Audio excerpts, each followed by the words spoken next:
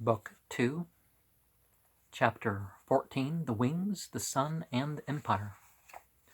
At Ecbatana, Alexandros had with him a nucleus of human minds capable of creating a new state. Greek soldiers now consulted with Chaldean mathematicians, with Magian wise men. The vast knowledge of the Easterners made even the philosophic Greeks appear provincial.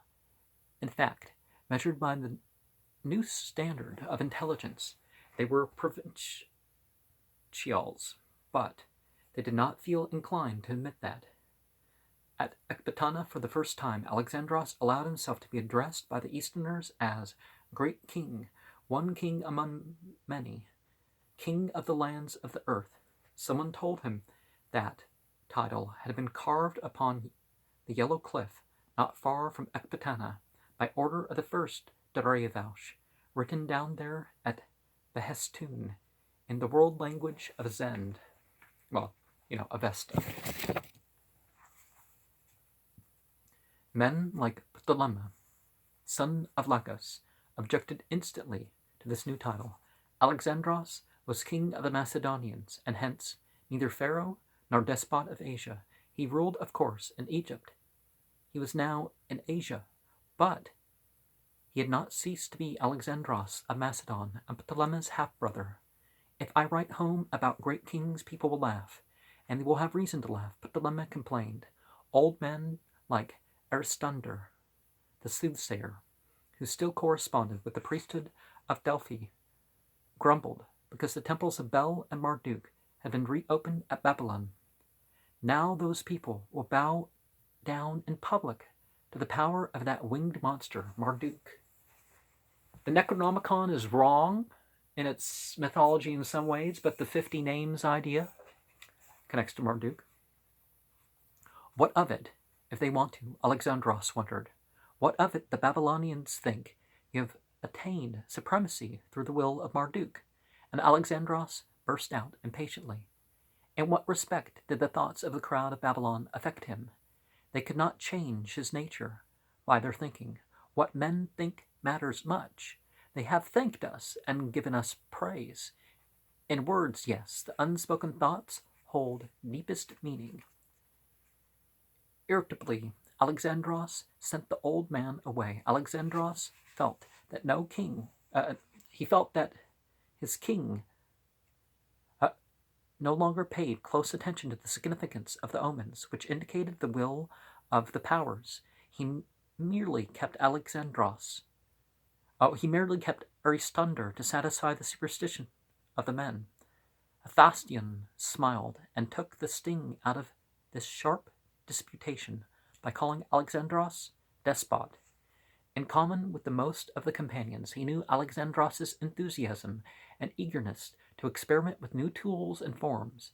He knew that at Mysa, Alexandros had heard Aristotle demonstrate how an ideal state, a republic such as Plato conceived, never had existed, and so could not exist. Wishful thinking could not create such a government.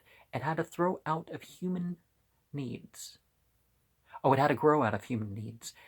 In another month or so, Alexandros would occupy his mind with new hospitalization, or medical purges, and fever baths, or perhaps the construction of a fleet, if they could find him a sea somewhere.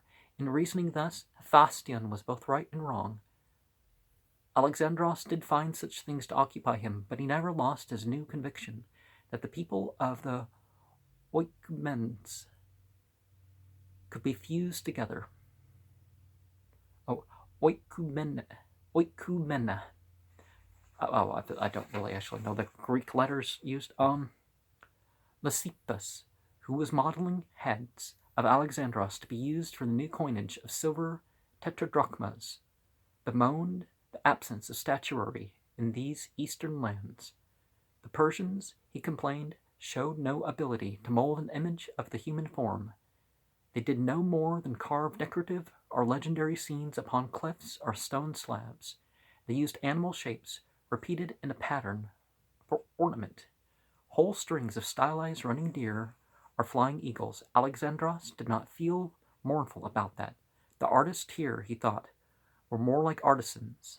They ornamented walls to make a building pleasing to the eye. They designed a building to fit into a hillside where it belonged, with open porticos where people could gather and be cool, not simply to supply the building with a pretty front. But it's inhuman.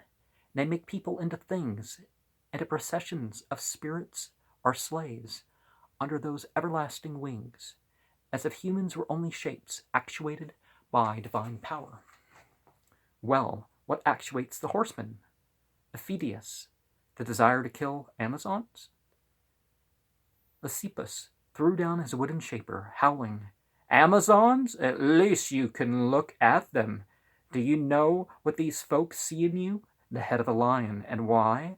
Because you have a mop of hair like a lion's mane, and because one of their hero spirits wore a lion's head mask and rode around on the Simurgh eagle thing. And they say your head looks like the legendary lion's head."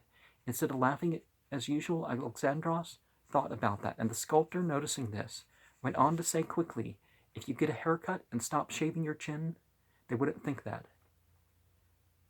When it was finished, the head of Alexandros, modeled by Lysippus, had a long mane resembling a lion's skull, and to point up this striking resemblance, a lion's paw appeared beneath the chin. Alexandros had wanted it like that, but when Lysippus bought him the finished model, he studied for a long time and decided that he did not want it on the new coins yet. Well, why do you think they called him Magus? Because it actually attaches to these Magian peoples. A more serious problem had to be met at Ecbatana.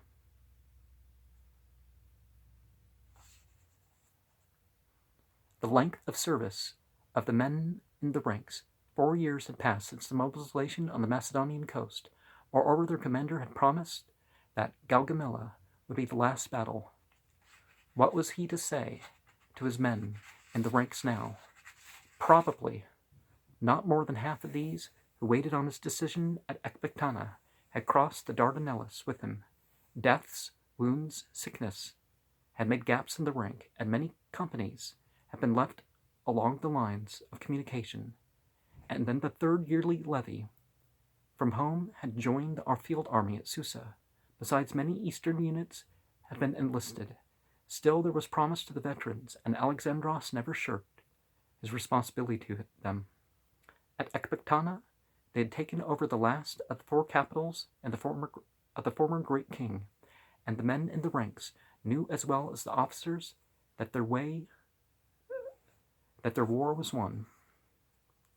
Alexandros' solution was this: any organization that voted as a whole to return home could do so, while men of that organization who chose to stay on in Asia could do so by joining other units. Apparently, here he gave the older Macedonian units no choice, or else their decision was never in question. Those who voted to leave were the Thessalian horse and other allied Greeks. They were paid in full, and arrangements made for them to sell their horses at the coast and embark in the new shipping under escort for Greece. Alexandros added 2,000 talents, worth perhaps $20 million in purchasing power today. Well, of the time when this was written in the 1940s. Out of his personal account, as a bonus, other organizations were allowed to remain at the base of Ecbatana, but Alexandros had decided on the new move to the east by then, because he sent orders to Black Clytus, who had been left behind, ill at Persepolis, to rejoin his squadron of companions at Parthia. A few men muttered that to go on now without reason was the act of a madman, but they were hooted down by those who followed Alexandros to the ever-increasing success. Some officers complained that the Macedonian army had been changed over into military settlers. Philotas, the brilliant companion brigadier, went on in such state, magnificently uniform, that he was cautioned by his father, Parmenio, "You are making more display than Alexandros himself. Not even the staff had expected the total of public treasure to be as great as it proved to be after tabulation, some 180,000 talents in gold, bullion, and precious stuff, including the plating of the palaces of Persepolis. Such wealth could not be imagined in Macedon 4 years before. Transported home now intact, it could support all the 600,000 odd Macedonians. For a couple of generations, every family would be wealthy. If it could have been so transported and used as money, that is, for this treasure was the greater part of the wealth of the oikumena, as the Macedonians knew it. Even a portion minted into money would have flooded the markets of the West, and bankrupted, among others, the Greek merchant cities. It was vastly too great to use as a whole. Here in the East it had served as the reserve of the decadent Persian imperium. Alexandros meant to keep it here, to reconstruct the fabric of that imperium. The war bonus he paid out, the gifts to distinguished officers and to veterans, took no more than a trickle from this vast reservoir of wealth. The bulk of it was left with Parmenio and the garrison troops to the treasury of the citadel at Ecbatana. Actually, Alexandros had taken only a few days to make all these rapid arrangements at the city. There were many intangible threads pulling him east, towards the rising sun. The richest part of the treasure trove had been gold dust, marked from the lands of the Indus. Those lands, he knew now, lay at the eastern end of the habitable world, where the river Indus flowed out from the mountains called Parapenicetus. There lay the goal of his imagination, the unknown region beyond the last mountain barrier, much vaster than the yellow mountains he had just passed. Along this river, the Magians said that the other Aryans dwelt. On the way thither stretched the inland island, above the Caspian gates, and beyond, at some point unknown to men, lay ocean itself, encircling the continental mass. Those threads all joined together to put Alexandros on to explore already some of the mines close to him, to feed his eagerness deliberately. It suited them more to have Alexandros off ransacking new territory than for him to remain and complete his organization. For he left Ecbatana so hastily that the fabric of his new imperium, administered by Macedonian officers and Persian officials, was no more than half-shaped and not yet put into working order. His departure at that time was a signal for growing disturbance and trouble. He had started after Dariush in that spring of 330, no doubt intending to return within a year or so. He did not return for more than 7 years. Then part 3.